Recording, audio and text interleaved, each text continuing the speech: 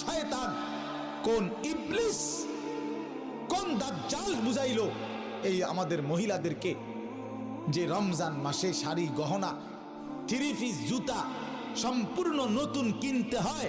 খোদার কসম, এটা পৃথিবীর কোনো কিতাবে নাই, কোনো আলেম বলে নাই, কোনো আউলিয়া বলে নাই, কেউ বলে নাই।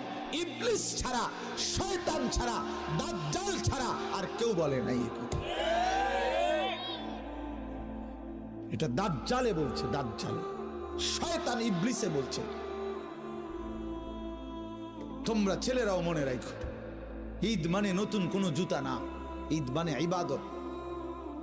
ঈদ তার জন্য খোদার কসম নবীজি বলছে ফারাহাতুন ইনদা ফিতরিহি, ঈদুল ফিতরের আনন্দ তো রোজাদারের বেটা, হারাম করে আবার ঈদের আনন্দ কি? সুদখোরের কোনো ঈদ নাই, ঘুষখোরের কোনো ঈদ নাই, মদ